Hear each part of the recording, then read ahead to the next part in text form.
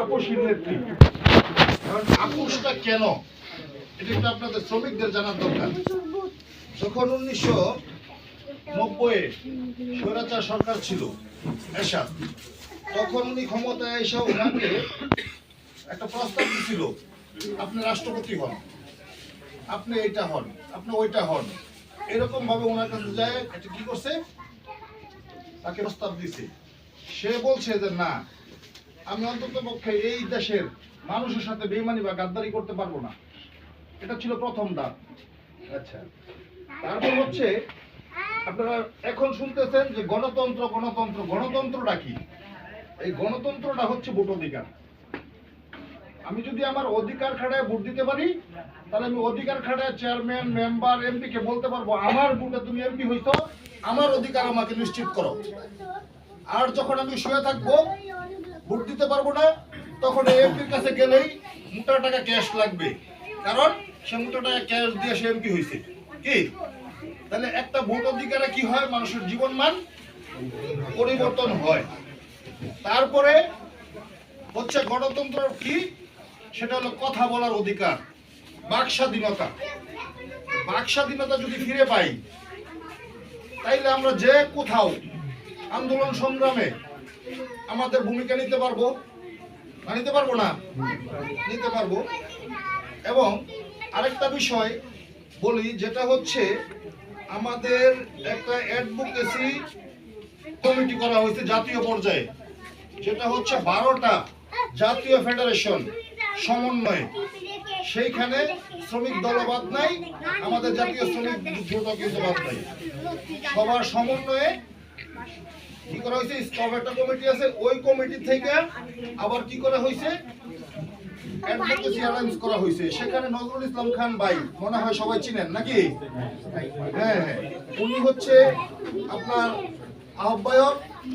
Senior যুগ্ম আহ্বায়ক হচ্ছে আমার নেতা বীর মুক্তিযোদ্ধা মেজবাউদ্দিন ভাই। সদস্য সচিব হচ্ছে শ্রম কমিশনের মাননীয় চেয়ারম্যান। আমরা 15টা বিষয়ে বিএনপিকে প্রস্তাব দিয়েছি শ্রমিকদের কল্যাণের জন্য, যেটা ইস্তেহারে আনতে বলেছি। দেখা যাক কি হয়, আশা করি।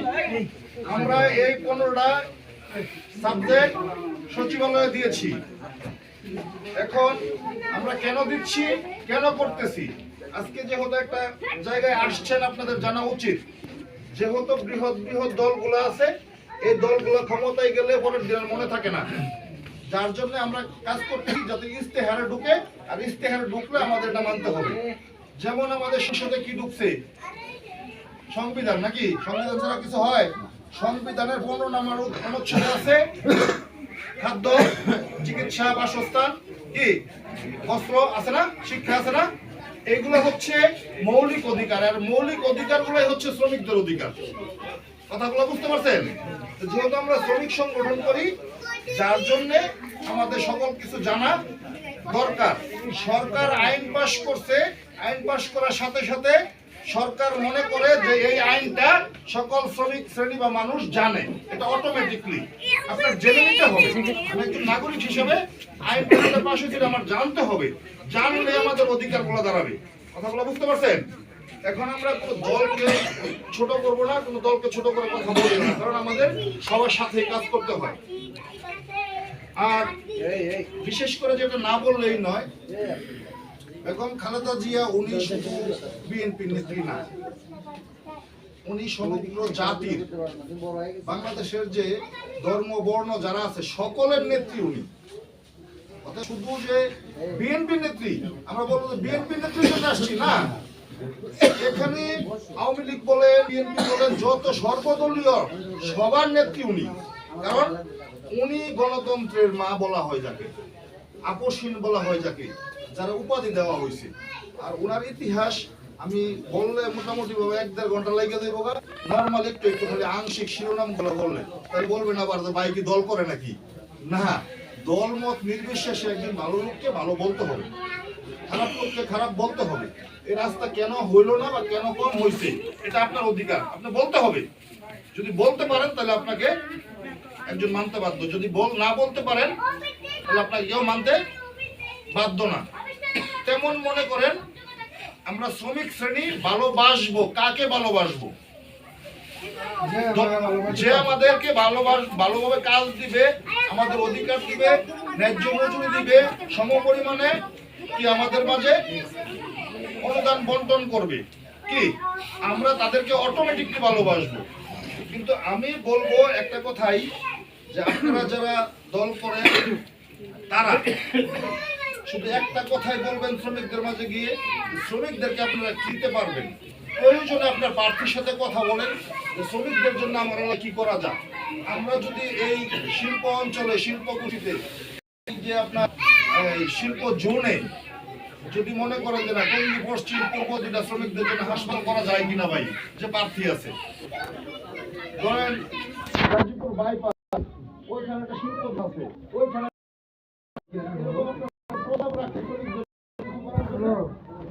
শ্রমিকরা তাদের জীবনমানের জন্য উপকৃত হবে। আমি সুনাম করবো, সুনাম দিয়ে কেউ ভোট দিবে না, আমার কর্মে, আমার এই কর্মের কথাগুলো ধরে তুলি। আমার নেতা, আমার দল এই তোমাদের করে দেবে, এটা আমরা কি তাইলে তারা ভোট দিবে। যাক,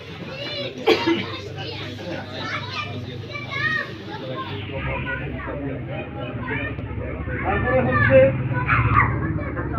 আমাদের খালেদা জিয়া, উনি একদম নরম মনের মানুষ ছিল, উনি প্রতিহিংসা রাজনীতি করতো না, যে জায়গায় প্রতিহিংসা আমরা করবো না, এগুলি আমার অবশেষ। ধন্যবাদ জনাব মাসুমুরকে। এখন আমাদের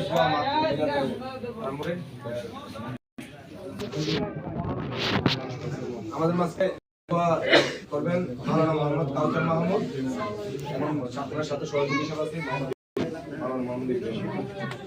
সবাই আমরা একটু চুপ হই।